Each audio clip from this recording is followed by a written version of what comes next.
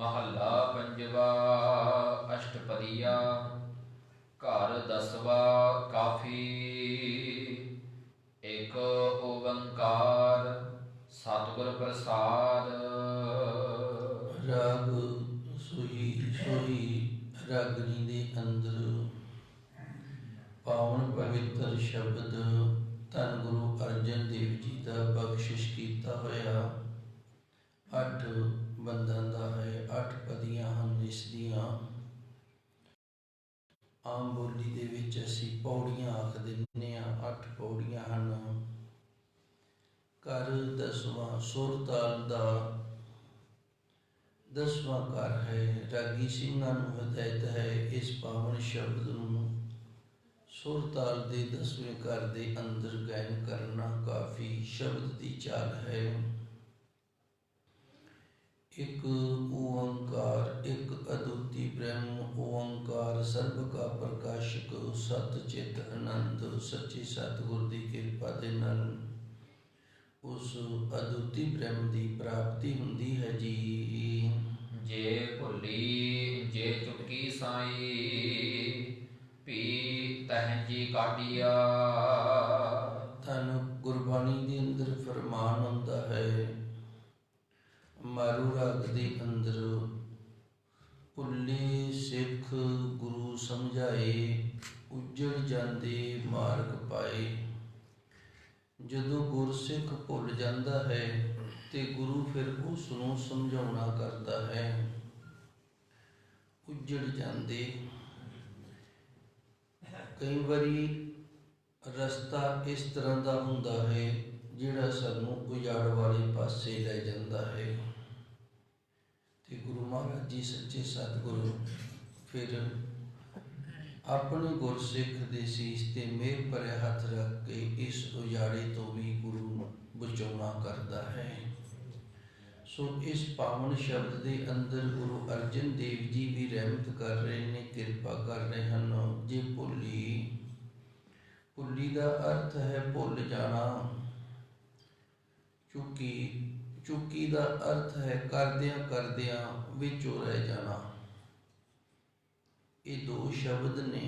एक शब्द है भुली ते दूजा शब्द है चुकी। भुली का अर्थ है भुल जाना। कई बारी असी कुछ करना भुल जाते हाँ।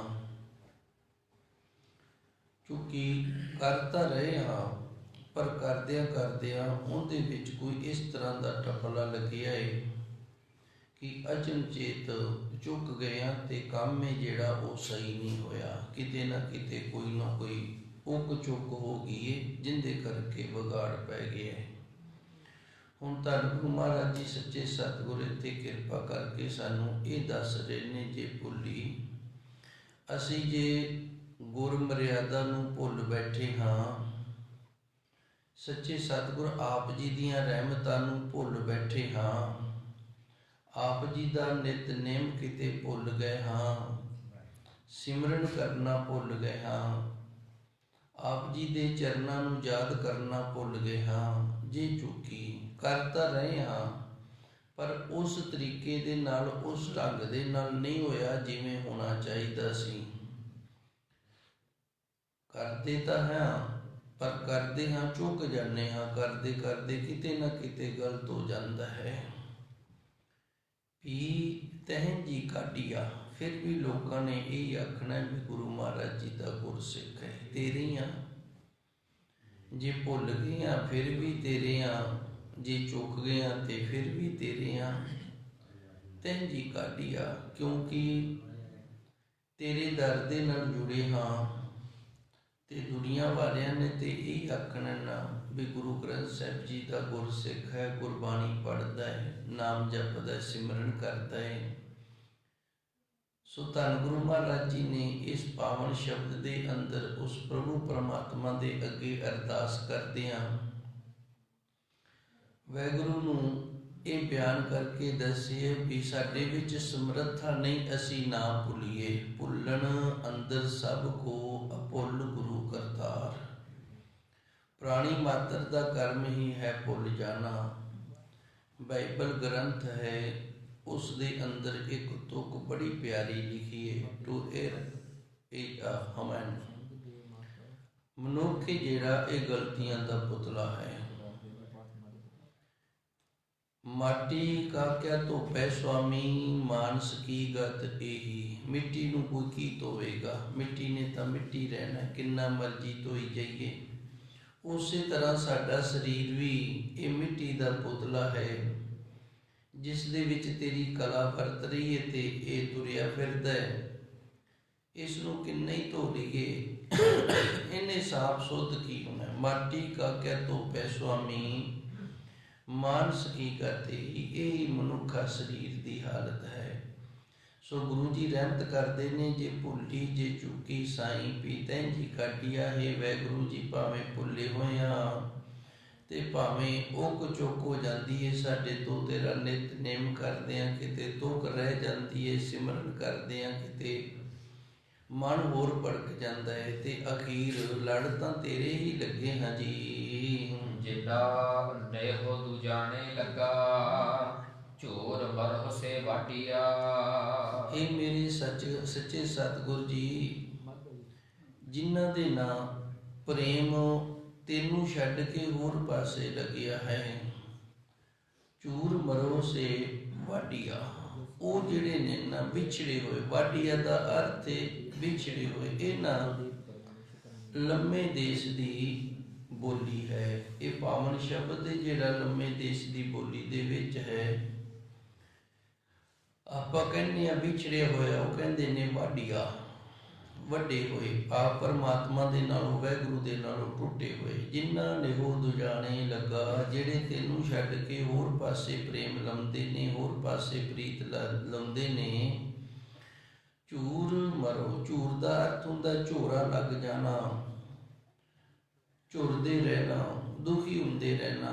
ਮਰੋ ਸੇ ਵਾਢੀਆ, ਉਹ ਵਿਛੜੇ ਹੋਏ ਨੇ ਤੇਰੇ ਨਾਮ ਦੇ ਨਾਲੋਂ, ਤੇਰੇ ਨਾਲੋਂ, ਤੇ ਉਹਨਾਂ ਦਾ ਜਿਹੜਾ ਹੈ ਜੀਵਨ ਉਹ ਝੁਰਨ ਵਾਲਾ ਹੋ ਜਾਂਦਾ ਹੈ ਜੀ। ਹਾਉ ਨਾ ਛੋਟੋ ਕੰਤ ਪਾਸਾਰਾ। ਇਸ ਕਰਕੇ ਧੰਨ ਗੁਰੂ ਅਰਜਨ ਦੇਵ ਜੀ ਸੱਚੇ ਸਤਿਗੁਰੂ ਸਾਨੂੰ ਦੱਸ ਰਹੇ ਨੇ, ਜੇ ਸਾਡੇ ਤੋਂ ਸਹੀ ਨਹੀਂ ਹੁੰਦਾ ਅਸੀਂ ਭੁੱਲ ਜਾਂਦੇ ਹਾਂ। ਕਈ ਵਾਰੀ ਅਸੀਂ ਸ਼ਿਕਾਇਤ ਕਰਦੇ ਹਾਂ ਸਾਡੀ ਬਾਣੀ ਸ਼ੁੱਧ ਨਹੀਂ, ਅਸੀਂ ਨਿਤਨੇਮ ਤਾਂ ਨਹੀਂ ਕਰਦੇ। ਸ਼ੁੱਧ ਬਾਣੀ ਹੋਣੀ ਜ਼ਰੂਰੀ ਹੈ, ਪਰ ਫਿਰ ਸ਼ੁੱਧ ਕਰਵਾਣੀ ਤਾਂ ਪਏਗੀ ਨਾ। ਇਹਦਾ ਮਤਲਬ ਇਹ ਥੋੜ੍ਹੀ ਹੈ ਵੀ ਹੁਣ ਬਾਣੀ ਸ਼ੁੱਧ ਨਹੀਂ ਤੇ ਅਸੀਂ ਪਾਠ ਹੀ ਨਹੀਂ ਕਰਨਾ। ਬਾਣੀ ਪੜ੍ਹਨੀ ਹੈ, ਪਾਠ ਕਰਨਾ ਹੈ, ਯਤਨ ਕਰਨਾ ਹੈ ਵੀ ਸ਼ੁੱਧ ਹੋਵੇ। ਤੇ ਜੇ ਨਹੀਂ ਹੋ ਰਿਹਾ ਤੇ ਫਿਰ ਗੁਰੂ ਨੇ ਜਿਸ ਤਰ੍ਹਾਂ ਦੀ ਬੁੱਧੀ ਬਖਸ਼ੀ ਹੈ, ਰਹਿਣਾ ਤਾਂ ਅਸੀਂ ਉਸੇ ਤਰ੍ਹਾਂ ਦਾ ਹੀ ਹੈ ਨਾ। ਇਹ ਸਰੀਰ ਹੈ, ਸਾਡੇ ਕੀਤੇ ਹੋਏ ਕਰਮਾਂ ਦੇ ਅਨੁਸਾਰ ਸਾਨੂੰ ਇਹ ਦਾਤਾਂ ਮਿਲਦੀਆਂ ਨੇ। ਸਰੀਰ ਹੈ ਜਿਹੜਾ, ਇਸ ਨੂੰ ਦਾਤਾਂ ਮਿਲਦੀਆਂ ਨੇ, ਤੇ ਉਹ ਦਾਤਾਂ ਨੇ ਜਿਹੜੀਆਂ ਉਹ ਮਨੁੱਖ ਦੇ ਕੀਤੇ ਹੋਏ ਕਰਮਾਂ ਦੇ ਅਨੁਸਾਰ ਮਿਲਦੀਆਂ ਨੇ। ਅਸੀਂ ਵੇਖਦੇ ਹਾਂ ਆਪਣੇ ਜੀਵਨ ਦੇ ਵਿੱਚ ਕਈ ਗੁਰਮੁਖ ਪਿਆਰਿਆਂ ਦੀ ਸਰੀਰ ਦੀ ਸੁੰਦਰਤਾ ਹੀ ਬੜੀ ਹੁੰਦੀ ਹੈ, ਬੜੇ ਸੁਡੋਲ, ਬੜੇ ਨੌਜਵਾਨ, ਬੜਾ ਸੋਹਣਾ ਸਰੂਪ, ਪਰ ਉਹਨਾਂ ਦੇ ਵਿੱਚ ਜਿਹੜੀ ਅਕਲ ਹੈ ਨਾ, ਜਿਹੜੀ ਬੁੱਧੀ ਹੈ, ਉਹ ਬਿਲਕੁਲ ਹੀ ਨਹੀਂ ਹੁੰਦੀ। ਬੁੱਧੀ ਦੀ ਦਾਤ ਨਹੀਂ ਮਿਲੀ। ਪਿਛਲੇ ਜਨਮਾਂ ਦੇ ਵਿੱਚ ਕੋਈ ਕਰਮ ਹੀ ਇਸ ਤਰ੍ਹਾਂ ਦਾ ਕੀਤਾ ਜਿਹਦੇ ਨਾਲ ਸਰੀਰ ਸੋਹਣਾ ਮਿਲ ਗਿਆ, ਪਰ ਬੁੱਧੀ ਨਹੀਂ ਮਿਲੀ, ਅਕਲ ਨਹੀਂ ਮਿਲੀ। ਇਸੇ ਤਰ੍ਹਾਂ ਹੋਰ ਵੀ ਕਈ ਗੱਲਾਂ ਨੇ। ਕਈ ਸਿਆਣੇ ਬਹੁਤ ਹੁੰਦੇ ਨੇ, ਬੜੇ ਸਮਝਦਾਰ ਹੁੰਦੇ ਨੇ, ਪਰ ਉਹਨਾਂ ਦਾ ਸਰੀਰ ਬੜਾ ਕੋਝਾ ਹੁੰਦਾ ਹੈ। ਸੋ ਧੰਨ ਗੁਰੂ ਮਹਾਰਾਜ ਜੀ ਸੱਚੇ ਸਤਿਗੁਰ ਇੱਥੇ ਸਾਨੂੰ ਇਹ ਦੱਸਦੇ ਨੇ, ਜੇ ਭੁੱਲੀ ਜੇ ਚੁੱਕੀ, ਜੇ ਅਸੀਂ ਭੁੱਲ ਚੁੱਕ ਵੀ ਕਰਦੇ ਹਾਂ ਤੇ ਉਹਦੇ ਵਿੱਚ ਸਾਡਾ ਜਿਹੜਾ ਨਾ ਉਹ ਇਤਨਾ ਦੋਸ਼ ਨਹੀਂ, ਕਿਉਂਕਿ ਅਸੀਂ ਪ੍ਰਾਣੀ ਮਾਤਰ ਹਾਂ ਤੇ ਪ੍ਰਾਣੀ ਮਾਤਰ ਦਾ ਕਰਮ ਹੈ ਜਿਹੜਾ ਇਹ ਭੁੱਲਣ ਵਾਲਾ ਹੀ ਹੈ। ਇਹਦੇ ਵਿੱਚ ਭੁੱਲ ਹੀ ਜਾਈਦਾ ਹੈ। ਪਰ ਇਹ ਸੱਚੇ ਸਤਿਗੁਰੂ ਲੜ ਤਾਂ ਤੇਰੇ ਲੱਗੇ ਆ ਨਾ, ਦੁੱਖ ਉਹਨਾਂ ਦਾ ਹੈ ਜਿਹੜੇ ਤੇਰੇ ਪਿਆਰ ਦੇ ਵੱਲੋਂ ਸਖਣੇ ਨੇ, ਜਿਨ੍ਹਾਂ ਨੂੰ ਤੇਰਾ ਪਿਆਰ ਨਹੀਂ ਮਿਲਿਆ। ਚੂਰ ਮਰੋ ਸੇ ਵਾਢੀਆ, ਉਹ ਝੋਰੇ ਦੇ ਨਾਲ ਮਰਦੇ ਨੇ ਜਿਹੜੇ ਤੇਰੇ ਨਾਲੋਂ ਵਿਛੜੇ ਹੋਏ ਨੇ। ਹਉ ਨਾ ਛੋਡੋ ਕੰਤ ਪਾਸਰਾ, ਪਾਸਰਾ ਦਾ ਅਰਥ ਹੁੰਦਾ ਪਾਸਾ। ਮੈਂ ਆਪਣੇ ਵਾਹਿਗੁਰੂ ਦੇ ਨਾਮ ਜਪਣ ਵਾਲਾ ਜਿਹੜਾ ਪਾਸਾ ਹੈ, ਸਿਮਰਨ ਕਰਨ ਵਾਲਾ ਜਿਹੜਾ ਪਾਸਾ ਹੈ, ਸੇਵਾ ਕਰਨ ਵਾਲਾ ਜਿਹੜਾ ਪਾਸਾ ਹੈ ਨਾ, ਇਹ ਅਸੀਂ ਨਾ ਛੱਡਣਾ ਕਰੀਏ ਜੀ। ਸਦਾ ਰੰਗੀਲਾ ਲਾਲ ਪਿਆਰਾ ਇਹੋ ਮਹਿੰਜਾ ਆਸਰਾ। ਸਦਾ ਰੰਗੀਲਾ, ਰੰਗੀਲਾ ਕਹਿੰਦੇ ਨੇ ਰੰਗ ਦੇਣ ਵਾਲਾ, ਜਿਹੜਾ ਰੰਗ ਦਾ ਘਰ ਹੈ, ਜਿੱਥੋਂ ਸਾਨੂੰ ਉਸ ਦੇ ਪ੍ਰੇਮ ਰੰਗ ਦੀ ਦਾਤ ਮਿਲਦੀ ਹੈ। ਸਦਾ ਰੰਗੀਲਾ, ਸਾਡਾ ਵਾਹਿਗੁਰੂ ਸਦਾ ਹੀ ਪ੍ਰੇਮ ਦਾ ਰੰਗ ਦੇਣ ਵਾਲਾ ਹੈ। ਲਾਲ, ਲਾਲ ਦਾ ਅਰਥ ਵੀ ਪਿਆਰਾ ਹੁੰਦਾ ਹੈ, ਪਿਆਰ ਹੁੰਦਾ ਹੈ। ਧੰਨ ਗੁਰਬਾਣੀ ਦੇ ਅੰਦਰ ਫਰਮਾਨ ਹੁੰਦਾ ਹੈ, ਲਾਲ ਰੰਗ ਤਿਸ ਕੋ ਲੱਗਾ ਜਿਸ ਕੇ ਵਡ ਭਾਗਾ। ਭਾਈ ਇਹ ਪ੍ਰੇਮ ਵਾਲਾ ਰੰਗ ਹੈ, ਇਹ ਉਸ ਨੂੰ ਲੱਗਦਾ ਜਿਸ ਦੇ ਬੜੇ ਵੱਡੇ ਭਾਗ ਹੋਣ। ਮੈਲਾ ਕਦੇ ਨਾ ਹੋਵੇ ਨਾ ਲਾਗੇ ਦਾਗਾ। ਇਹ ਪ੍ਰੇਮ ਦਾ ਰੰਗ ਜਿਹਨੂੰ ਚੜ ਗਿਆ ਨਾ, ਉਸ ਦਾ ਮਨ ਫਿਰ ਕਦੇ ਮੈਲਾ ਨਹੀਂ ਹੁੰਦਾ। ਮੈਲਾ ਤਾਂ ਹੋਣਾ ਹੀ ਕੀ, ਉਹਨੂੰ ਕਦੇ ਕੋਈ ਦਾਗ ਵੀ ਨਹੀਂ ਲੱਗਦਾ। ਸੋ ਗੁਰੂ ਮਹਾਰਾਜ ਜੀ ਰਹਿਮਤ ਕਰਦੇ ਨੇ, ਸਦਾ ਰੰਗੀਲਾ ਲਾਲ ਪਿਆਰਾ, ਮੇਰਾ ਪਿਆਰਾ ਪ੍ਰੀਤਮ ਸਾਡੇ ਮਨ ਨੂੰ ਆਪਣੇ ਪ੍ਰੇਮ ਦੇ ਵਿੱਚ ਜੋ ਰੰਗਣ ਵਾਲਾ ਹੈ, ਇਹੋ ਮਹਿੰਜਾ ਆਸਰਾ। ਮਹਿੰਜਾ ਦਾ ਅਰਥ ਹੁੰਦਾ ਸਾਡਾ, ਇਹ ਸਾਡਾ ਆਸਰਾ ਹੈ ਜੀ। ਰਹਾਉ ਸੱਜਣ ਤੂੰ ਹੈ ਸੈਣ ਤੂੰ, ਮੈਂ ਤੁਝ ਉਪਰ ਬਹੁ ਮਾਣੀਆ। ਅੱਗੇ ਧੰਨ ਗੁਰੂ ਮਹਾਰਾਜ ਜੀ ਵਿਸ਼ਰਾਮ ਲਾ ਕੇ ਕਿਰਪਾ ਕਰਦੇ ਨੇ। ਸੱਜਣ, ਸੱਜਣ ਮਿੱਤਰ, ਜਿਨ੍ਹਾਂ ਦੇ ਨਾਲ ਸਾਡੀ ਸੱਜਣਤਾਈ ਹੁੰਦੀ ਹੈ, ਜਿਨ੍ਹਾਂ ਦੇ ਨਾਲ ਸਾਡਾ ਮਨ ਦਾ ਪਿਆਰ ਹੁੰਦਾ ਹੈ, ਜਿਨ੍ਹਾਂ ਨਾਲ ਅਸੀਂ ਆਪਣਾ ਦੁੱਖ ਸੁੱਖ ਸਾਂਝਾ ਕਰਦੇ ਹਾਂ, ਉਹਨੂੰ ਸੱਜਣ ਆਖਿਆ ਜਾਂਦਾ ਹੈ। ਸੱਜਣ ਦਾ ਅਰਥ ਹੁੰਦਾ ਸ੍ਰੇਸ਼ਟ ਜਨ, ਸੰਯੋਗ ਬਣਾ ਕੇ ਰੱਖਣ ਵਾਲੇ ਜਨ, ਸਾਰਿਆਂ ਦੇ ਨਾਲ ਮਿਲ ਵਰਤਾਓ ਰੱਖਣ ਵਾਲੇ ਜਨ। ਸੱਜਣ ਤੂੰ ਹੈ, ਹੇ ਮੇਰੇ ਪਰਮਾਤਮਾ, ਤੂੰ ਹੀ ਸਾਡਾ ਸੱਜਣ ਹੈ। ਸੈਣ, ਸੈਣ ਕਹਿੰਦੇ ਨੇ ਰਿਸ਼ਤੇਦਾਰਾਂ ਨੂੰ, ਸਾਡਾ ਰਿਸ਼ਤੇਦਾਰ ਵੀ ਤੂੰ ਹੈ। ਮੈਂ ਤੁਝ ਉੱਪਰ ਬਹੁ ਮਾਣੀਆਂ, ਮਾਣੀਆਂ ਦਾ ਅਰਥ ਹੈ ਮਾਣ ਕਰਨਾ। ਹੇ ਮੇਰੇ ਪਰਮਾਤਮਾ, ਤੂੰ ਹੀ ਮੇਰਾ ਸੱਜਣ ਹੈ, ਤੂੰ ਹੀ ਮੇਰਾ ਸਾਕ ਸੰਬੰਧੀ ਹੈ, ਤੇ ਤੇਰੇ ਉੱਤੇ ਹੀ ਅਸੀਂ ਮਾਣ ਕੀਤਾ ਹੈ। ਬਹੁ ਮਾਣੀਆਂ, ਸਾਨੂੰ ਤੇਰੇ ਉੱਤੇ ਬੜਾ ਮਾਣ ਹੈ ਜੀ। ਜਾ ਤੂੰ ਅੰਦਰ ਤਾ ਸੁਖੇ, ਤੂੰ ਨਿਮਾਣੀ ਮਾਣੀਆ। ਜਾ ਤੂੰ ਅੰਦਰ, ਜਦੋਂ ਤੇਰੀ ਕਿਰਪਾ ਹੋ ਜਾਵੇ, ਤੂੰ ਸਾਡੇ ਅੰਦਰ ਵਸ ਜਾਵੇਂ ਤਾਂ ਸੁਖੇ, ਅਸੀਂ ਫਿਰ ਸੁੱਖ ਦੇ ਵਿੱਚ ਹੁੰਨੇ ਆ। ਜਾ ਤੂੰ ਅੰਦਰ, ਹੇ ਮੇਰੇ ਪਰਮਾਤਮਾ, ਹੇ ਮੇਰੇ ਵਾਹਿਗੁਰੂ ਜੀ, ਜਦੋਂ ਤੇਰੀ ਕਿਰਪਾ ਹੁੰਦੀ ਹੈ ਨਾ, ਤੂੰ ਸਾਡੇ ਅੰਦਰ ਵਸ ਜਾਣਾ ਹੈ ਤਾਂ ਸੁਖੇ, ਉਦੋਂ ਸਾਨੂੰ ਸੁੱਖ ਹੁੰਦਾ ਹੈ, ਅਸੀਂ ਸੁੱਖ ਦੇ ਵਿੱਚ ਰਹਿੰਦੇ ਹਾਂ। ਤੂੰ ਨਿਮਾਣੀ ਮਾਣੀਆਂ, ਤੂੰ ਨਿਮਾਣਿਆਂ ਨੂੰ ਮਾਣ ਦੇਣ ਵਾਲਾ ਹੈ। ਮਾਣ ਉਸ ਨੂੰ ਬਖਸ਼ਦਾ ਹੈ ਜਿਸ ਦੇ ਅੰਦਰ ਮਾਣ ਨਾ ਹੋਵੇ, ਜਿਸ ਦੇ ਅੰਦਰ ਹੰਕਾਰ ਨਾ ਹੋਵੇ। ਤਾਨ ਉਸ ਨੂੰ ਬਖਸ਼ਦਾ ਹੈ ਜਿਹੜਾ ਆਪਣੇ ਤਾਨ ਨੂੰ ਪਿੱਛੇ ਪਾ ਦੇਵੇ। ਤੇਰੇ ਤਾਨ ਦੇ ਨਾਲ, ਤੇਰੇ ਆਸਰੇ ਦੇ ਨਾਲ ਜਿਹੜਾ ਜਿਉਣ ਵਾਲਾ ਹੈ ਨਾ, ਉਹਨੂੰ ਤੂੰ ਤਾਨ ਬਖਸ਼ਦਾ ਹੈ। ਹੇ ਮੇਰੇ ਪਰਮਾਤਮਾ, ਤੂੰ ਨਿਮਾਣੀ ਮਾਣੀਆਂ। ਨਿਮਾਣੀ ਦਾ ਅਰਥ ਹੈ ਜਿਸ ਦੇ ਅੰਦਰ ਕਿਸੇ ਪ੍ਰਕਾਰ ਦਾ ਮਾਣ ਨਹੀਂ।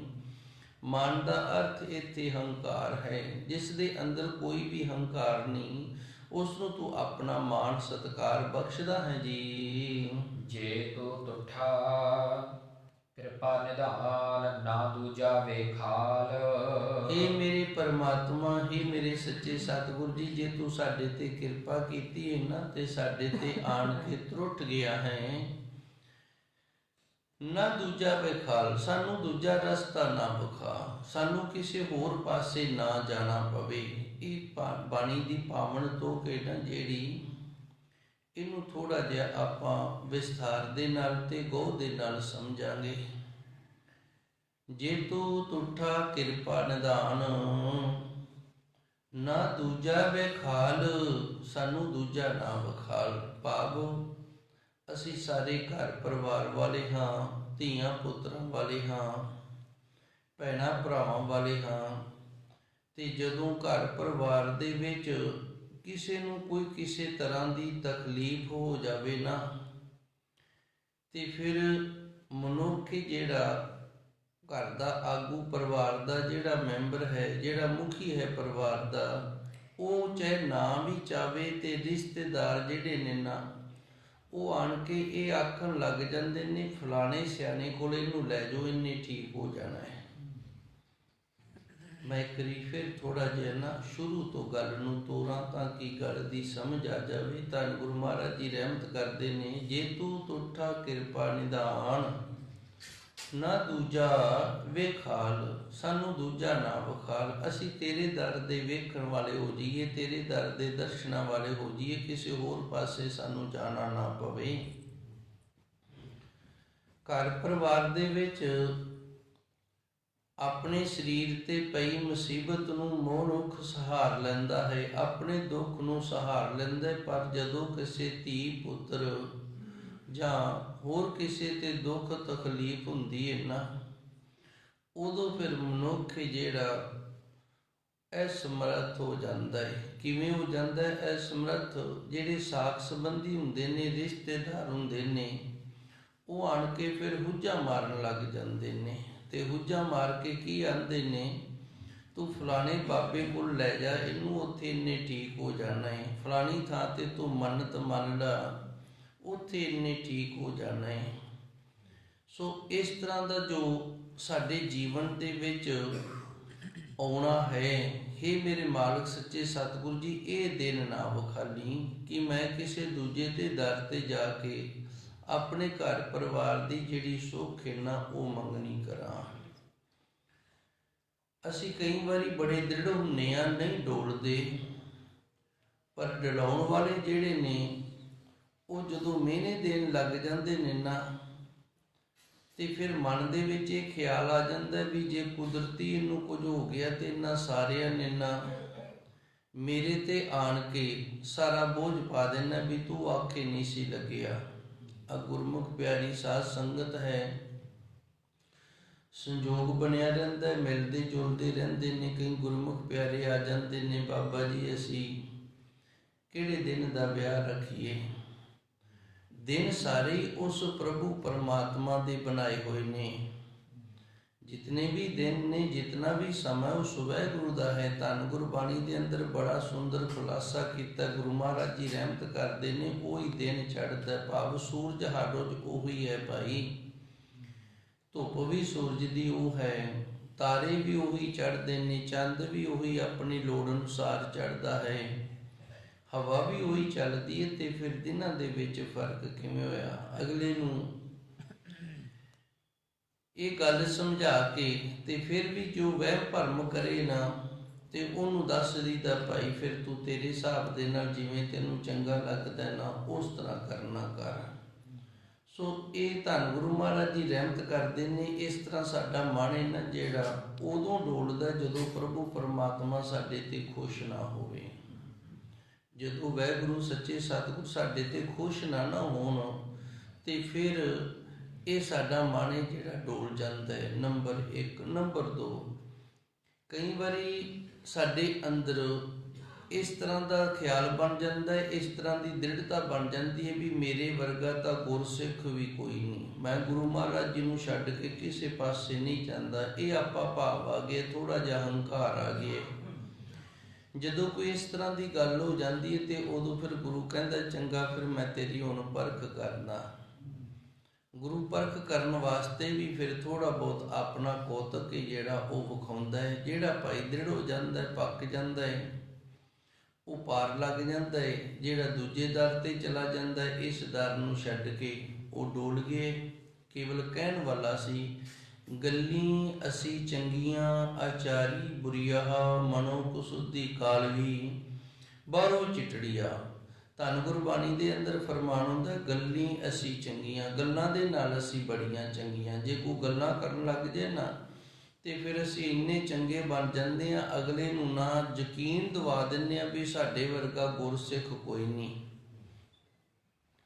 ਗੱਲੀ ਅਸੀਂ ਚੰਗੀਆਂ ਆਚਾਰੀ ਬੁਰੀਹਾ। ਆਚਾਰੀ ਦਾ ਅਰਥ ਹੁੰਦਾ ਆਚਰਣ, ਤੇ ਆਚਰਣ ਨੇ ਜਿਹੜਾ, ਇਹਨੂੰ ਅੰਗਰੇਜ਼ੀ 'ਚ ਕਹਿੰਦੇ ਨੇ ਕਰੈਕਟਰ, ਤੇ ਅਧਿਆਤਮਿਕ ਦੀ ਦੁਨੀਆ ਦੇ ਵਿੱਚ ਇਹਨੂੰ ਕਹਿੰਦੇ ਨੇ ਜੀਵਨ। ਗੱਲਾਂ ਦੇ ਨਾਲ ਸਾਡਾ ਜੀਵਨ ਹੈ ਜਿਹੜਾ ਉਹ ਬੜਾ ਉੱਚਾ ਸੁੱਚਾ ਅਸੀਂ ਅਗਲੇ ਨੂੰ ਵਿਖਾ ਦਿੰਦੇ ਹਾਂ, ਪਰ ਹੈ ਨਹੀਂ ਉਸ ਤਰ੍ਹਾਂ ਦਾ। ਆਚਾਰੀ ਬੁਰੀਆ, ਸਾਡਾ ਆਚਰਣ ਹੈ ਜਿਹੜਾ, ਜੀਵਨ ਹੈ ਜਿਹੜਾ, ਸਾਡਾ ਕਰੈਕਟਰ ਹੈ ਜਿਹੜਾ, ਉਹ ਬੜਾ ਬੁਰਾ ਹੈ। ਮਨੋ ਕੁਸੁੱਧਾ, ਮਨ ਹੈ ਜਿਹੜਾ ਸ਼ੁੱਧ ਨਹੀਂ ਹੈਗਾ, ਕੁਸੁੱਧਾ ਹੈ। ਕੁਸੁੱਧਾ ਦਾ ਅਰਥ ਹੁੰਦਾ ਸ਼ੁੱਧ ਨਹੀਂ ਹੈਗਾ, ਮੈਲਾ ਹੈ। ਬਾਹਰੋਂ ਚਿਟੜੀਆ, ਬਾਹਰੋਂ ਅਸੀਂ ਚਿੱਟੇ ਹਾਂ, ਬਗਲੇ ਹਾਂ, ਤੇ ਅੰਦਰੋਂ ਮਨ ਹੈ ਜਿਹੜਾ ਇਹ ਬੜਾ ਕੁਸੁੱਧ ਹੈ। ਸੋ ਫਿਰ ਗੁਰੂ ਕਿਰਪਾ ਕਰਦਾ, ਕਹਿੰਦਾ ਚੰਗਾ ਹੁਣ ਤੇਰੀ ਪਰਖ ਕਰਦੇ ਆ। ਫਿਰ ਜਦੋਂ ਗੁਰੂ ਪਰਖ ਕਰਦਾ ਫਿਰ ਅਸੀਂ ਡੋਲ ਜਾਂਦੇ ਹਾਂ। ਧੰਨ ਗੁਰੂ ਜੀ ਰਹਿਮਤ ਕਰਦੇ ਨੇ, ਜੇ ਤੂੰ ਟੋਠਾ ਕਿਰਪਾ ਨਿਧਾਨ, ਹੀ ਮੇਰੇ ਪਰਮਾਤਮਾ ਜੇ ਤੂੰ ਮੇਰੇ ਤੇ ਖੁਸ਼ ਹੋ ਗਿਆ ਨਾ, ਤੇ ਇਹ ਕਿਰਪਾ ਕਰ ਨਾ ਦੂਜਾ ਵੇਖਾਲ, ਮੈਨੂੰ ਕਿਸੇ ਦੂਜੇ ਦਰ ਤੇ ਨਾ ਜਾਣਾ ਪਵੇ ਜੀ। ਇਹਾ ਪਾਈ ਮੋਦਾਤੜੀ, ਨਿਤ ਹਿਰਦੈ ਰੱਖਾ ਸੰਭਾਲ। ਇਹ ਮੈਨੂੰ ਦਾਤ ਦੇਣੀ ਕਰ। ਇਹਨਾਂ ਲੰਮੇ ਦੇਸ਼ ਦੀ ਬੋਲੀ ਏ, ਇਹ ਥੋੜੇ ਜਿਹੇ ਸ਼ਬਦ ਨੇ ਜਿਹੜੇ ਇਹ ਪੰਜਾਬੀ ਦੇ ਵਿੱਚ ਨੇ, ਪਰ ਵਖਰੇਵੇਂ ਵਾਲੇ ਹੋਣਗੇ।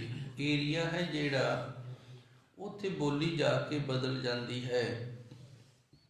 ਇਹਾ ਪਾਈ ਮੂੰਹ ਦਾਤੜੀ, ਦਾਤੜੀ ਦਾ ਅਰਥ ਹੈ ਦਾਤ, ਪਾਈ ਦਾ ਅਰਥ ਹੈ ਪਾਉਣੀ ਕਰ। ਇਹਾ ਪਾਈ ਮੂੰਹ ਦਾਤੜੀ, ਹੈ ਮੇਰੇ ਪਰਮਾਤਮਾ, ਹੈ ਮੇਰੇ ਵਾਹਿਗੁਰੂ ਜੀ ਤੂੰ ਮੈਨੂੰ ਇਹ ਦਾਤ ਦੇਣੀ ਕਰ। ਕਿਹੜੀ ਦਾਤ?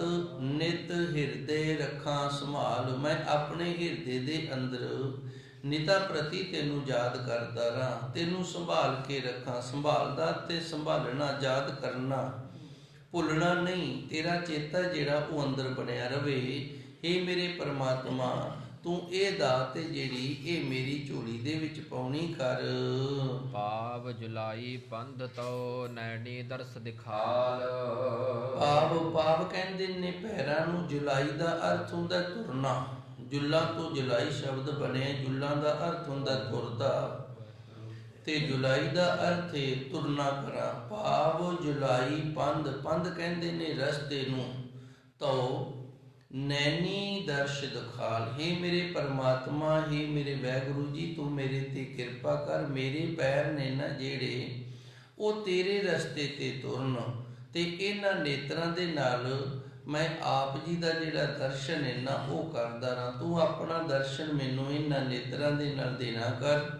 ਮੇਰੇ ਚਰਨ ਨੇ ਜਿਹੜੇ ਉਹ ਆਪ ਜੀ ਦੇ ਮਾਰਗ ਤੇ ਤੁਰਦੇ ਰਹਿਣ, ਕਿਸੇ ਹੋਰ ਮਾਰਗ ਤੇ ਨਾ ਜਾਣ, ਕਿਸੇ ਹੋਰ ਆਸਰੇ ਵਾਲੇ ਪਾਸੇ ਮੇਰੇ ਪੈਰ ਨੇ ਜਿਹੜੇ ਇਹ ਨਾ ਜਾਣਾ ਕਰਨ। ਮੈਂ ਤੇਰੇ ਦਰ ਵੱਲ ਹੀ ਤੁਰ ਕੇ ਇਹਨਾਂ ਪੈਰਾਂ ਦੇ ਨਾਲ ਆਵਾਂ, ਤੇ ਇਹਨਾਂ ਨੇਤਰਾਂ ਦੇ ਨਾਲ ਆਪ ਜੀ ਦੇ ਜਿਹੜੇ ਦਰਸ਼ਨ ਨੇ ਉਹ ਮੈਨੂੰ ਹੁੰਦੇ ਰਹਿਣ ਜੀ। ਸ਼੍ਰਵਣੀ ਸੁਣੀ ਕਹਾਣੀਆ, ਜੇ ਗੁਰ ਥੀਵੈ ਕਿਰਪਾਲ।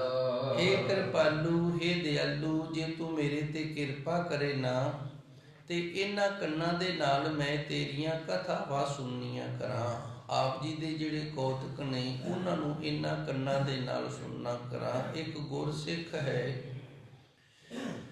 ਉਹ ਗੁਰਸਿੱਖ ਦੀ ਇਸ ਪਾਵਨ ਸ਼ਬਦ ਦੇ ਅੰਦਰ ਫਰਿਆਦ ਹੈ, ਤੇ ਫਰਿਆਦ ਇਹ ਕਿ ਮੈਂ ਪੱਕਾ ਨਹੀਂ ਕੱਚਾ ਹਾਂ। ਤੇ ਕੱਚੇ ਦੀ ਨਿਸ਼ਾਨੀ ਇਹ ਹੁੰਦੀ ਏ ਜੇ ਭੁੱਲੀ ਉਹ ਭੁੱਲ ਵੀ ਜਾਂਦਾ ਹੈ, ਚੁੱਕੀ ਤੇ ਕਰਦਾ ਹੋਇਆ ਵੀ ਵਿੱਚੋਂ ਅਚਨਚੇਤ ਕਿਤੇ ਉਹ ਕੁਚੁੱਪ ਹੋ ਜਾਂਦੀ ਹੈ, ਅੱਗਾ ਪਿੱਛਾ ਹੋ ਜਾਂਦਾ ਹੈ। ਭੁੱਲ ਚੁੱਕ ਕੇ ਵੀ ਉਸ ਗੁਰੂ ਦੇ ਅੱਗੇ ਅਰਦਾਸ ਕਰਦਾ ਵੀ ਮੈਂ ਤੇਰਾ ਹੀ ਹਾਂ, ਤੈਂਜੀ ਕਾਢੀਆ, ਮੈਂ ਫਿਰ ਵੀ ਤੇਰਾ ਹੀ ਹਾਂ। ਕਿਉਂਕਿ ਲੋਕਾਂ ਨੇ ਤੇ ਇਹ ਆਖਣਾ ਨਾ ਤੇਰੇ ਦਰ ਦੇ ਨਾਲ ਜੁੜਿਆ ਹਾਂ।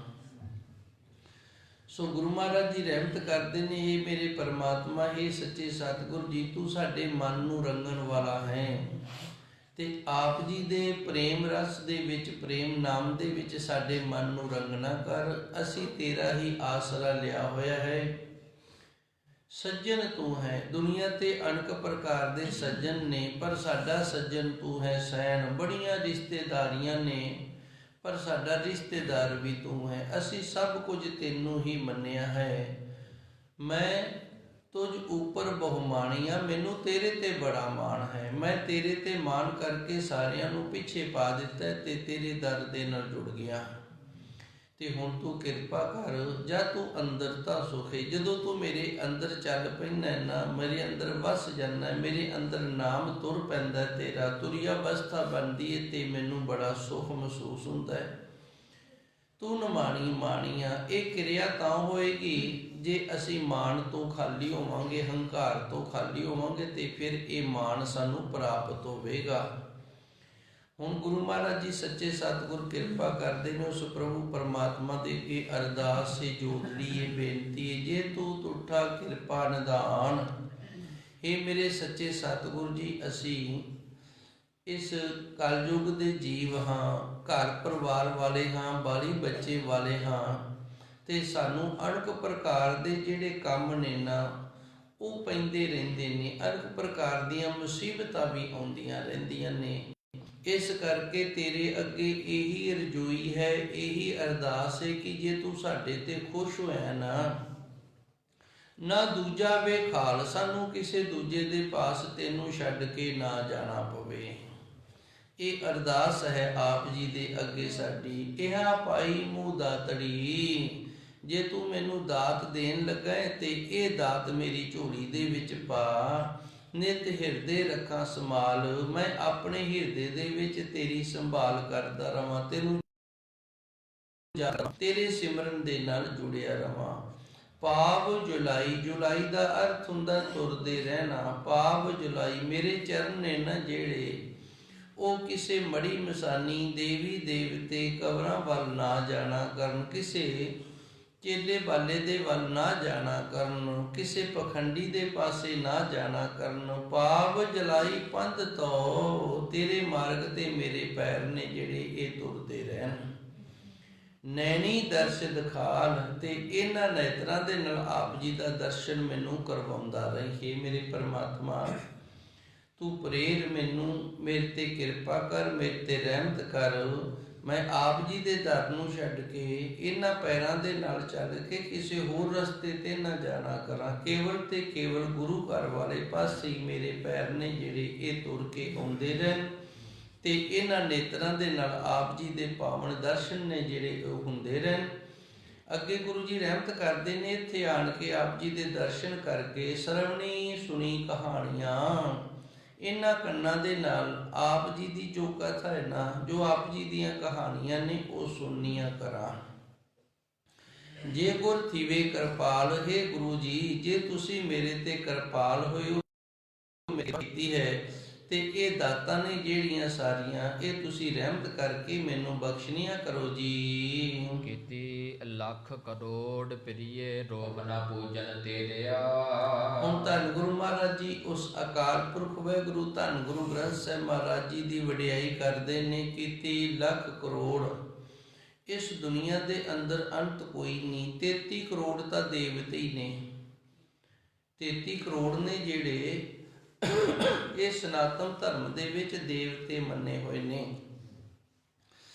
ਇਸ ਤਰ੍ਹਾਂ 9 ਕਰੋੜ ਨੇ ਜਿਹੜੀਆਂ ਇਹ ਦੇਵੀਆਂ ਮੰਨੀਆਂ ਹੋਈਆਂ ਨੇ। ਇਹਨਾਂ ਦਾ ਜੇ ਆਪਾਂ ਖੁਲਾਸਾ ਕਰੀਏ ਨਾ ਤੇ ਬੜੇ ਹੈਰਾਨ ਹੋ ਜਾਵਾਂਗੇ। ਇੰਨੀਆਂ ਦੇਵੀਆਂ, ਇਤਨੇ ਦੇਵਤੇ, ਤੇ ਬਾਕੀ ਹੋਰ ਜਿਹੜੇ ਪੀਰ ਫਕੀਰ ਨੇ ਉਹਨਾਂ ਦਾ ਅੰਤ ਹੀ ਕੋਈ ਨਹੀਂ। 31 ਲੱਖ ਕਰੋੜ, ਹੈ ਮੇਰੇ ਅਕਾਲ ਪੁਰਖ ਵਾਹਿਗੁਰੂ ਤੂੰ ਲੱਖਾਂ ਤੇ ਕਰੋੜਾਂ ਇਸ ਤਰ੍ਹਾਂ ਦੇ ਬਣਾਏ ਹੋਏ ਨੇ ਪ੍ਰਿਯੇ। ਪ੍ਰਿਯੇ ਦਾ ਅਰਥ ਹੁੰਦਾ ਸਾਨੂੰ ਪਿਆਰ ਕਰਨ ਵਾਲੇ ਪਰਮਾਤਮਾ।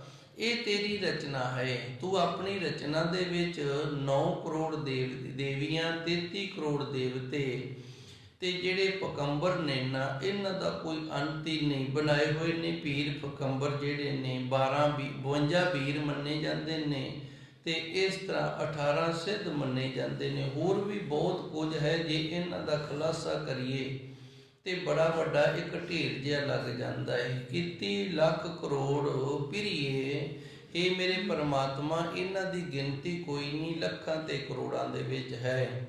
ਰੋਮ ਨਾ ਪੁੱਜਨ ਤੇਰਿਆ, ਰੋਮ ਕਹਿੰਦੇ ਨੇ ਵਾਲ ਨੂੰ, ਪਰ ਇਹਨਾਂ ਦੇ ਵਿੱਚ ਨਾ ਤੇਰੇ ਵਾਲ ਜਿੰਨੀ ਵੀ ਸਮਰੱਥਾ ਨਹੀਂ ਹੈਗੀ।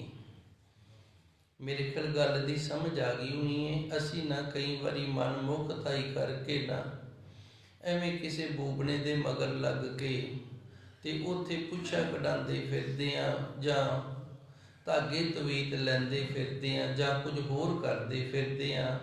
ਤੇ ਧੰਨ ਗੁਰੂ ਅਰਜਨ ਦੇਵ ਜੀ ਸੱਚੇ ਸਤਿਗੁਰ ਨੇ ਅੱਜ ਸਾਡੇ ਤੇ ਕਿਰਪਾ ਕਰਕੇ ਸਾਨੂੰ ਇਹ ਦੱਸਿਆ, ਪਾਵ ਜਲਾਈ ਪੰਧ ਤੋ। ਇਹ ਮੇਰੇ ਪਰਮਾਤਮਾ, ਮੇਰੇ ਪੈਰ ਨੇ ਨਾ ਜਿਹੜੇ ਉਹ ਤੇਰੇ ਮਾਰਗ ਤੇ ਹੀ ਤੁਰਨ ਵਾਲੇ ਹੋਣ, ਭਾਵ ਗੁਰੂ ਘਰ ਵਾਲੇ ਪਾਸੇ ਹੀ ਆਉਣ। ਤੇ ਇਹਨਾਂ ਨੇਤਰਾਂ ਦੇ ਨਾਲ ਮੈਂ ਧੰਨ ਗੁਰਬਾਣੀ ਦੇ ਦਰਸ਼ਨ ਕਰ ਲਵਾਂ। ਇਹ ਤੂੰ ਮੇਰੇ ਤੇ ਕਿਰਪਾ ਕਰ। ਕਿਉਂਕਿ ਕੀਤੀ ਲੱਖ ਕਰੋੜ ਤੇਰੇ ਕੀਤੇ ਹੋਏ ਨੇ। ਕੀਤੀ ਦਾ ਅਰਥ ਹੈ ਕੀਤੇ ਹੋਏ। ਕੀਤੀ ਲੱਖ ਕਰੋੜ, ਤੂੰ ਲੱਖਾਂ ਤੇ ਕਰੋੜਾਂ ਦੇਵੇ ਦੇਵਤੀਆਂ ਹੋਰ ਪੀਰ ਪੈਗੰਬਰ ਕੀਤੇ ਹੋਏ ਨੇ। ਰੋਮ ਨਾ ਪੂਜਨ ਤੇਰਿਆ, ਉਹਨਾਂ ਦੇ ਵਿੱਚ ਤੇਰੇ ਵਾਲ ਜਿੰਨੀ ਵੀ ਸਮਰੱਥਾ ਨਹੀਂ ਹੈ ਜੀ। ਤੂੰ ਸਾਹੀ ਤੂੰ ਸਾਹੋ, ਹਾਉ ਕਹਿ ਨਾ ਸਕਾ ਗੁਣ ਤੇਰਿਆ। ਇਹ ਮੇਰੇ ਪਰਮਾਤਮਾ, ਜੋ ਮੈਂ ਆਪ ਜੀ ਦੀ ਵਡਿਆਈ ਕਰ ਰਿਹਾ ਨਾ, ਇਹ ਤੁਛ ਮਾਤਰ ਮੇਰੇ ਤੋਂ ਵਡਿਆਈ ਹੁੰਦੀ ਏ। ਇਤਨੀ ਵੱਡੀ ਵਡਿਆਈ ਹੈ ਤੇਰੀ ਜੋ ਮੇਰੇ ਤੋਂ ਕੀਤੀ ਨਹੀਂ ਜਾ ਸਕਦੀ। ਤੂੰ ਸ਼ਾਹੀ ਹੂ ਸ਼ਾਹੋ, ਤੂੰ ਸ਼ਹਿਨਸ਼ਾਹ ਦਾ ਸ਼ਹਿਨਸ਼ਾਹ ਹੈ। ਧੰਨ ਗੁਰੂ ਜੀ ਰਹਿਮਤ ਕਰਦੇ ਨੇ, ਤੂੰ ਸ਼ਹਿਨਸ਼ਾਹ ਦਾ ਸ਼ਹਿਨਸ਼ਾਹ ਹੈ।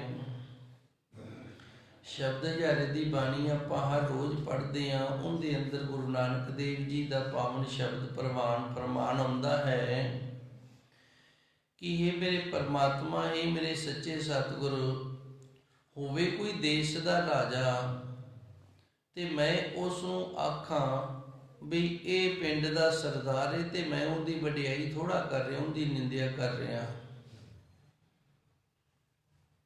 ਹੋਵੇ ਕੋਈ ਸ਼ਹਿਨਸ਼ਾਹ ਚੱਕਰਵਰਤੀ ਸਮਰਾਟ ਤੇ ਮੈਂ ਆਖਾਂ ਇਸ ਪਿੰਡ ਦਾ ਇਹ ਸਰਪੰਚ ਹੈ ਜਾਂ ਸਰਦਾਰ ਹੈ, ਤੇ ਗੁਰੂ ਨਾਨਕ ਦੇਵ ਜੀ ਦੱਸਦੇ ਨੇ ਮੈਂ ਉਸ ਦੀ ਵਡਿਆਈ ਨਹੀਂ ਕਰ ਰਿਹਾ।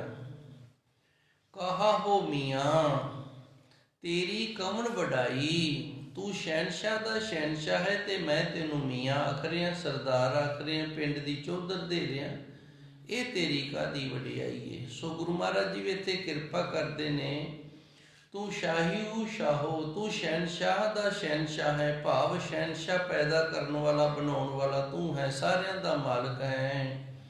ਹੋ ਕਹਿ ਨਾ ਸਕਾ ਗੁਣ ਤੇਰੇ ਆ, ਤੇਰੇ ਜਿਹੜੇ ਗੁਣ ਨੇ ਨਾ ਉਹ ਮੇਰੇ ਤੋਂ ਕਹਿ ਕੇ ਬਿਆਨ ਨਹੀਂ ਕੀਤੇ ਜਾ ਸਕਦੇ ਹਨ। ਸਹੀਆ ਤਉ ਅਸੰਖ, ਮੰਜਹੁ ਹਬ ਵਧਾਣੀਆ।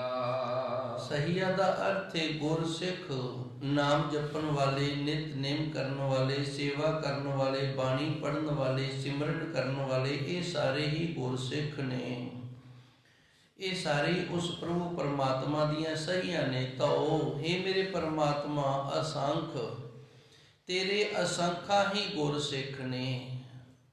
ਮੰਜੋ ਹੱਬ ਵਧਾਣੀਆਂ, ਵਧਾਣੀਆਂ ਦਾ ਅਰਥ ਹੁੰਦਾ ਮੇਰੇ ਤੋਂ ਵਧੀਆ ਨੇ, ਸਾਰੇ ਮੇਰੇ ਤੋਂ ਚੰਗੇ ਨੇ।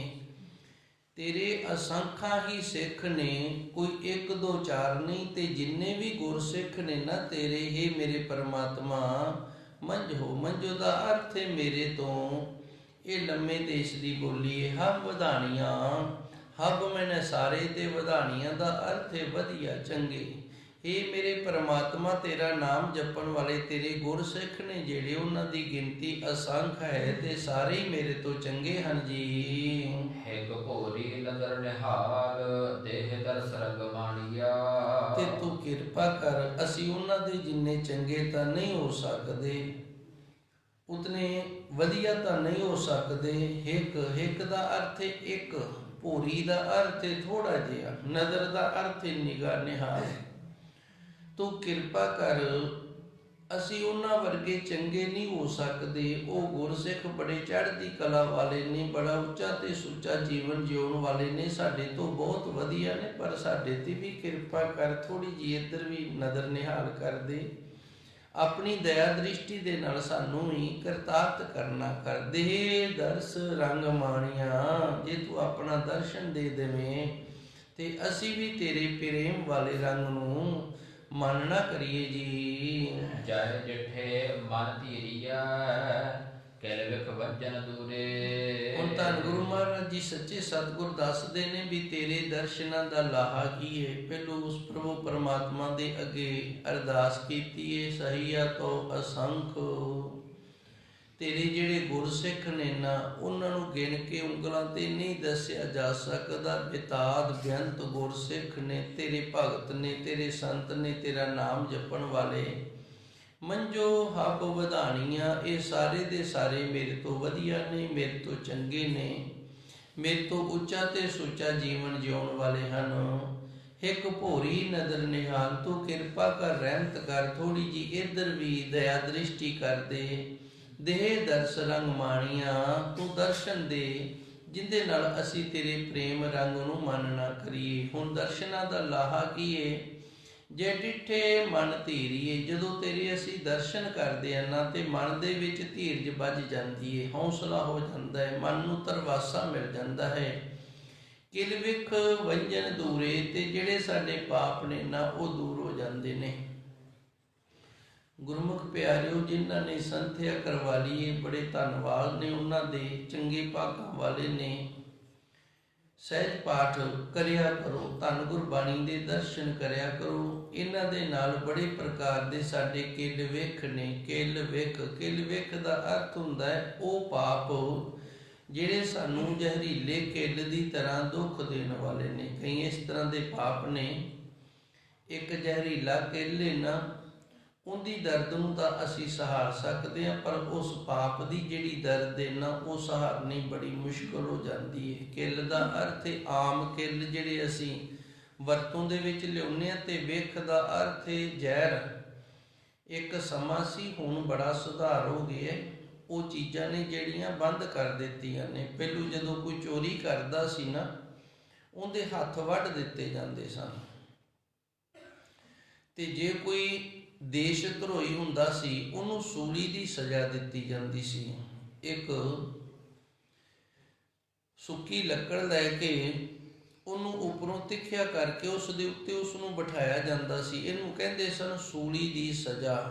ਤੇ ਜਿਹੜਾ ਵਿਭਚਾਰੀ ਹੁੰਦਾ ਸੀ, ਕਿਸੇ ਦੀ ਧੀ ਭੈਣ ਨੂੰ ਹੱਥ ਪਾਉਂਦਾ ਸੀ, ਉਹਨੂੰ ਜਿਉਂਦੇ ਨੂੰ ਕੜਾਹੇ ਦੇ ਥੱਲੇ ਨੱਪਿਆ, ਕੜਾਹੇ ਦੇ ਥੱਲੇ ਦਿੱਤਾ ਜਾਂਦਾ ਸੀ। ਉਹ ਕੜਾਹੇ ਦੇ ਥੱਲੇ ਭੁੱਖਾ ਤੇ ਆਇਆ ਨਾ ਤਰਸ ਕੇ ਮਰਦਾ ਸੀ। ਇਸ ਤਰ੍ਹਾਂ ਜੇ ਕੋਈ ਹੋਰ ਘਿਨਾਉਣਾ ਗੁਨਾਹ ਕਰਦਾ ਸੀ ਤੇ ਫਿਰ ਜ਼ਹਿਰੀਲੇ ਕਿੱਲ ਨੇ ਨਾ ਜਿਹੜੇ, ਜਿਵੇਂ ਈਸਾ ਮਸੀਹ ਦੇ ਸਰੀਰ ਵਿੱਚ ਠੋਕੇ ਗਏ ਸਨ, ਇਸ ਤਰ੍ਹਾਂ ਜ਼ਹਿਰੀਲੇ ਕਿੱਲ ਸਨ ਜਿਹੜੇ ਉਹ ਸਰੀਰ ਦੇ ਵਿੱਚ ਲਾਏ ਜਾਂਦੇ ਸਨ। ਤੇ ਫਿਰ ਉਹ ਕਿੱਲਾਂ ਦੀ ਵਿਸ਼ ਤੇ ਜ਼ਹਿਰ ਦੇ ਨਾਲ ਨਾ ਬੜਾ ਤੜਫ ਕੇ ਪ੍ਰਾਣੀ ਮਰਦਾ ਸੀ। ਸੋ ਜੇ ਡਿੱਠੇ ਮਨ ਧੀਰੀਏ, ਹੇ ਮੇਰੇ ਪਰਮਾਤਮਾ ਸੱਚੇ ਸਤਿਗੁਰੂ ਜੀ, ਆਪ ਜੀ ਦੇ ਦਰਸ਼ਨ ਕੀਤੇ ਆ ਨਾ, ਮਨ ਦੇ ਵਿੱਚ ਧੀਰਜ ਹੁੰਦੀ। ਇਸ ਕਰਕੇ ਸਾਨੂੰ ਧੰਨ ਗੁਰਬਾਣੀ ਦੇ ਦਰਸ਼ਨ ਕਰਦੇ ਰਹਿਣਾ ਚਾਹੀਦਾ ਹੈ। ਜਦੋਂ ਅਸੀਂ ਗੁਰਬਾਣੀ ਪੜ੍ਹਦੇ ਹਾਂ ਉਦੋਂ ਧੰਨ ਗੁਰਬਾਣੀ ਦੇ ਦਰਸ਼ਨ ਹੋ ਜਾਂਦੇ ਨੇ। ਤੇ ਦਰਸ਼ਨਾਂ ਦੇ ਨਾਲ ਕਿਲ ਵਿਖ ਵੰਜਨ ਦੂਰੇ, ਜਿਹੜੇ ਸਾਡੇ ਇਸ ਤਰ੍ਹਾਂ ਦੇ ਕੀਤੇ ਪਾਪ ਨੇ, ਜਿਨ੍ਹਾਂ ਦਾ ਦੁੱਖ ਜ਼ਹਿਰੀਲੇ ਕਿੱਲਾਂ ਦੀ ਤਰ੍ਹਾਂ ਹੁੰਦਾ ਹੈ, ਉਹ ਸਾਰੇ ਵੰਜਨ ਦਾ ਅਰਥ ਹੁੰਦਾ ਚਲੇ ਜਾਂਦੇ ਨੇ ਦੂਰੇ, ਉਹ ਫਿਰ ਸਾਡੇ ਸਰੀਰ ਤੋਂ ਦੂਰ ਹੋ ਜਾਂਦੇ ਹਨ। ਸੋ ਕਿਉ ਬਿਸਰੈ ਮਾਉ ਮੈਂ, ਜੋ ਰਹਿਆ ਭਰਪੂਰੇ। ਇਹ ਮੇਰੀ ਮਾਂ, ਉਹ ਪ੍ਰਭੂ ਪਰਮਾਤਮਾ ਮੈਨੂੰ ਕਿਉਂ ਵਿਸਰ ਨਾ ਕਰੇ, ਉਹ ਮੈਨੂੰ ਕਦੇ ਨਾ ਵਿਸਰੇ, ਜੋ ਪਰਿਪੂਰਨ ਸਾਰਿਆਂ ਥਾਵਾਂ ਤੇ ਵਿਆਪਕ ਹੈ। ਮਾਉ ਦਾ ਅਰਥ ਸਤਸੰਗੀ ਵੀ ਹੈ ਤੇ ਮਾਉ ਦਾ ਅਰਥ ਮਾਂ ਵੀ ਹੈ। ਇਹ ਮਾਇਆ ਜਿਹੜੀ, ਇਸ ਨੂੰ ਮਾਉ ਆਖੀ ਹੈ। ਇਹ ਮਾਇਆ ਜਿਹੜੀ ਜਦੋਂ ਕੋਈ ਗੁਰਮੁਖ ਪਿਆਰਾ ਨਾਮ ਜਪਦਾ, ਸਿਮਰਨ ਕਰਦਾ ਤੇ ਇਹਨੂੰ ਬੜੀ ਤਕਲੀਫ ਹੁੰਦੀ ਹੈ। ਜਦੋਂ ਕੋਈ ਇਸ ਪਾਸੇ ਤੁਰਦਾ ਨਾ, ਇਹ ਤੁਰਨ ਨਹੀਂ ਦਿੰਦੀ। ਇਹ ਤੁਰਨ ਕਿਉਂ ਨਹੀਂ ਦਿੰਦੀ? ਇਹ ਇਸ ਕਰਕੇ ਨਹੀਂ ਤੁਰਨ ਦਿੰਦੀ, ਜਿਵੇਂ ਨਗਰ ਦੇ ਵਿੱਚ ਜਿਹੜਾ ਸਰਪੰਚ ਹੈ, ਜੇ ਨਗਰ ਵਸਦਾ ਤੇ ਉਹ ਨਗਰ ਦਾ ਸਰਪੰਚ, ਜੇ ਸਾਰਾ ਨਗਰ ਹੀ ਉੱਥੋਂ ਉੱਠ ਕੇ ਚਲਾ ਜਾਵੇ ਤੇ ਫਿਰ ਉਹ ਇਕੱਲਾ ਸਰਪੰਚ ਉੱਥੇ ਸਰਪੰਚੀ ਕਿਹਦੇ ਤੇ ਕਰੇਗਾ। ਇਸੇ ਤਰ੍ਹਾਂ ਮਾਇਆ ਨੂੰ ਇਹ ਫਿਕਰ ਬਣਿਆ ਰਹਿੰਦਾ ਵੀ ਜਿਸ ਦਿਨ ਇਹ ਦੁਨੀਆ ਜਿਹੜੀ ਸਾਰੀ ਪ੍ਰਭੂ ਪਰਮਾਤਮਾ ਦੇ ਵਿੱਚ ਲੈ ਹੋਗੀ ਤੇ ਫਿਰ ਮੈਂ ਕੀ ਕਰਾਂਗੀ, ਮੈਂ ਕਿੱਧਰ ਜਾਵਾਂਗੀ। ਤਾਂ ਕਰਕੇ ਮਾਇਆ ਜਿਹੜੀ ਇਹਨੂੰ ਬੜੀ ਤਕਲੀਫ ਹੁੰਦੀ। ਸੋ ਕਿਉਂ ਵਿਸਰੇ ਮਾਓ, ਇਹ ਮਾਇਆ ਉਹ ਮੈਨੂੰ ਪਰਮਾਤਮਾ ਕਿਉਂ ਵਿਸਰੇ।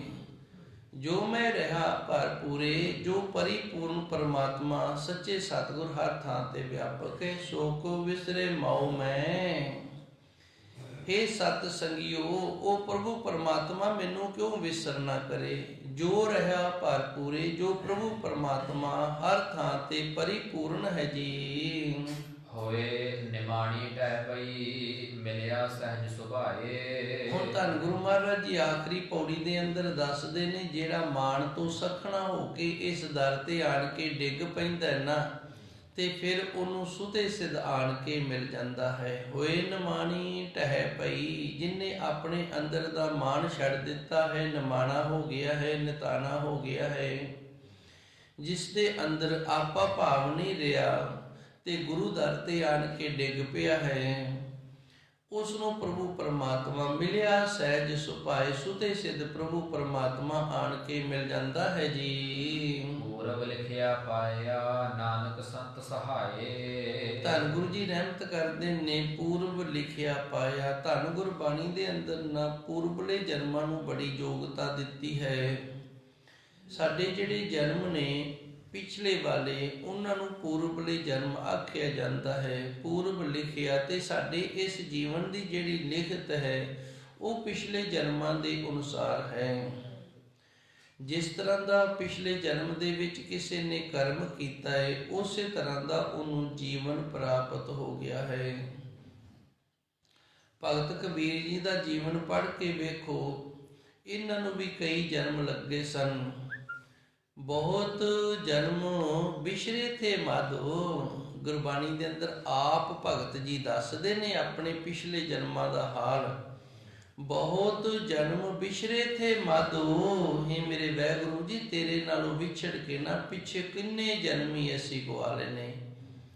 ਇਹ ਜਨਮ ਤੁਮਾਰੇ ਲੇਖੇ। ਹੁਣ ਐਤਕੀ ਦਾ ਜਿਹੜਾ ਜਨਮ ਹੈ ਨਾ, ਇਹ ਮੈਂ ਤੇਰੇ ਲੇਖੇ ਦੇ ਵਿੱਚ ਲਾ ਦਿੱਤਾ ਹੈ, ਇਹ ਤੇਰੇ ਲੇਖੇ ਦੇ ਵਿੱਚ ਪਾ ਦਿੱਤਾ। ਤੇ ਇਹ ਹੋਵੇਗਾ ਤਾਂ ਜੇ ਪਿਛਲੇ ਜਨਮਾਂ ਦੇ ਵਿੱਚ ਕਮਾਈ ਕੀਤੀ। ਸੋ ਜਿਵੇਂ ਜਿਵੇਂ ਕਿਸੇ ਨੇ ਕਮਾਈ ਕੀਤੀ ਹੈ, ਉਸੇ ਤਰ੍ਹਾਂ ਦਾ ਉਹਨੂੰ ਜੀਵਨ ਹੈ ਜਿਹੜਾ ਉਹ ਪ੍ਰਾਪਤ ਹੋ ਜਾਂਦਾ ਹੈ। ਪੂਰਬ ਲਿਖਿਆ ਪਾਇਆ, ਜਿਨ੍ਹਾਂ ਨੇ ਪੂਰਬਲੇ ਚੰਗੇ ਕਰਮ ਕੀਤੇ ਨੇ, ਚੰਗੀ ਲਿਖਤ ਹੈ, ਉਹਨਾਂ ਨੂੰ ਪ੍ਰਾਪਤੀ ਹੋ ਜਾਂਦੀ ਹੈ। ਨਾਨਕ ਸੰਤ ਸਹਾਏ।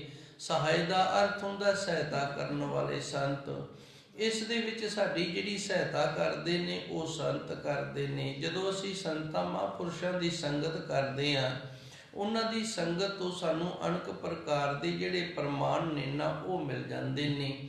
ਜਦੋਂ ਇਸ ਤਰ੍ਹਾਂ ਦੀ ਗੱਲ ਆਉਂਦੀ ਹੈ ਨਾ, ਫਿਰ ਧੂਰਕੋਟ ਵਾਲੇ ਸੰਤ ਸਨ ਬਾਬਾ ਜੀ, ਉਹਨਾਂ ਦਾ ਇੱਕ ਪ੍ਰਸੰਗ ਉਹ ਮੇਰੇ ਅੱਗੇ ਬਦੋ ਬਦੀ ਆ ਜਾਂਦਾ ਹੈ। ਇਹਨਾਂ ਦਾ ਇੱਕ ਗੁਰਮੁਖ ਪਿਆਰਾ ਸੀ ਬਾਬਾ ਵਰਿਆਮ ਸਿੰਘ ਜੀ ਦਾ। ਇਹਨੇ ਇਹਨਾਂ ਨੂੰ ਸਵਾਲ ਕੀਤਾ ਕਿ ਤੁਸੀਂ ਸ਼ਾਂਤੀ ਆਖਦੇ ਹੋ, ਅੰਦਰ ਦਾ ਸੰਤੋਖ ਆਖਦੇ ਹੋ, ਅੰਦਰ ਦੀ ਅਵਸਥਾ ਆਨੰਦ ਵਾਲੀ ਆਖਦੇ ਹੋ, ਉਹ ਹੁੰਦੀ ਕੀ ਹੈ ਤੇ ਕਿਵੇਂ ਦੀ ਹੁੰਦੀ ਹੈ? ਮਹਾਂਪੁਰਸ਼ਾਂ ਨੇ ਆਖਿਆ, ਚੰਗਾ ਫਿਰ ਸਾਡੇ ਨੇੜੇ ਹੋ ਕੇ ਬਹਿਣਾ ਕਰ। ਜਦੋਂ ਪਾਸ ਬੈਠਾ ਤੇ ਮਹਾਂਪੁਰਸ਼ਾਂ ਨੇ ਅੰਦਰੋਂ ਤਰੰਗਾਂ ਛੱਡੀਆਂ। ਇਹ ਬੜਾ ਆਨੰਦ ਦੇ ਵਿੱਚ ਹੋ ਗਿਆ। ਫਿਰ ਉਹਨਾਂ ਨੇ ਆਪਣੀਆਂ ਤਰੰਗਾਂ ਇਕੱਠੀਆਂ ਕਰ ਲਈਆਂ। ਇਹਨੂੰ ਹਿਪਨੋਟਿਜ਼ਮ ਸ਼ਕਤੀ ਆਖਦੇ ਨੇ। ਇਹ ਜਿਹੜਾ ਆਪਣੇ ਸਰੀਰ ਦੇ ਨਾਲ, ਸਰੀਰ ਦੇ ਵਿੱਚੋਂ ਕਿਸੇ ਦੂਜੇ ਨੂੰ ਸੁੱਖ ਦੇਣਾ ਹੈ, ਆਪਣੀ ਅਵਸਥਾ ਕਿਸੇ ਦੂਜੇ ਨੂੰ ਪ੍ਰਾਪਤ ਕਰਾਉਣੀ ਹੈ, ਇਸ ਦਾ ਨਾਂ ਹੈ ਹਿਪਨੋਟਿਜ਼ਮ। ਇੱਕ ਇਹਦੇ ਤੇ ਗ੍ਰੰਥ ਵੀ ਲਿਖਿਆ ਹੋਇਆ ਹੈ, ਰੋ ਵਿਚਾਰ ਮੈਂ ਉਧਰ ਨਾ ਜਾਵਾਂ। ਤਾਂ ਇਹ ਬਾਅਦ ਦੇ ਵਿੱਚ ਕਹਿੰਦਾ, ਮਹਾਂਪੁਰਸ਼ ਇਹਦੇ ਤੇ ਕਿੰਨਾ ਸਮਾਂ ਲੱਗ ਜਾਂਦਾ, ਮੈਂ ਵੀ ਪ੍ਰਾਪਤ ਕਰਨੀ ਹੈ। ਤੇ ਮਹਾਂਪੁਰਸ਼ਾਂ ਨੇ ਕਿਹਾ, ਅਸੀਂ 10 ਕੁ ਜਨਮ ਤਾਂ ਅਸੀਂ ਮਨੁੱਖਾ ਸਰੀਰ ਦੇ ਵਿੱਚ ਧਾਰਨ ਕੀਤੇ ਨੇ ਤੇ ਹੁਣ ਪ੍ਰਾਪਤ ਹੋਈ ਹੈ, ਤੇ ਤੂੰ ਵੇਖ ਲਾ ਕਿੰਨੀ ਕੁ ਮਿਹਨਤ ਕਰ ਲੇਗਾ। ਸੰਤ ਸਹਾਏ। ਇਸ ਤਰ੍ਹਾਂ ਸੰਤ ਨੇ ਜਿਹੜੇ ਉਹ ਸਾਡੀ ਸਹਾਇਤਾ ਕਰਦੇ ਨੇ, ਉਹ ਸਾਡੀ ਮਦਦ ਕਰਦੇ ਨੇ ਇਸ ਮਾਰਗ ਦੇ ਵਿੱਚ ਪ੍ਰਭੂ ਪਰਮਾਤਮਾ ਦੇ ਦਰ ਦੇ ਤੱਕ ਪਹੁੰਚਣ ਦੇ ਲਈ। ਸੋ ਗੁਰੂ ਜੀ ਨੇ ਕਿਰਪਾ ਕੀਤੀ, ਸਾਨੂੰ ਦੱਸਿਆ, ਹੋਏ ਨਿਮਾਣੀ ਢਹਿ ਪਈ। ਜਿਹੜਾ ਭਾਈ ਨਿਮਾਣਾ ਹੋ ਕੇ ਇਸ ਦਰ ਤੇ ਆਣ ਕੇ ਡਿੱਗ ਪਿਆ, ਮਿਲਿਆ ਸਹਿਜ ਸੁਪਾਏ। ਸੁਤੇ ਸਿੱਧ ਪ੍ਰਭੂ ਪਰਮਾਤਮਾ ਆਣ ਕੇ ਉਹਨੂੰ ਪ੍ਰਾਪਤ ਹੋ ਜਾਂਦੇ। ਪੂਰਬ ਲਿਖਿਆ ਪਾਇਆ। ਪ੍ਰਾਪਤੀ ਹੈ ਜਿਹੜੀ ਇਹ ਪਿਛਲੇ ਕਰਮਾਂ ਦੇ ਨਾਲ ਹੈ। ਨਾਨਕ ਸੰਤ ਸਹਾਏ। ਸੰਤ ਸਰੂਪ ਗੁਰਬਾਣੀ ਹੈ ਤੇ ਇਹ ਇਸ ਦੇ ਵਿੱਚ ਸਾਡੀ बड़ी मदद करती है। इतनी कुछ सेवा संगत ने प्रवान करनी। धन गुरु अर्जन देव जी महाराज जी की एक पौड़ी रह गई है।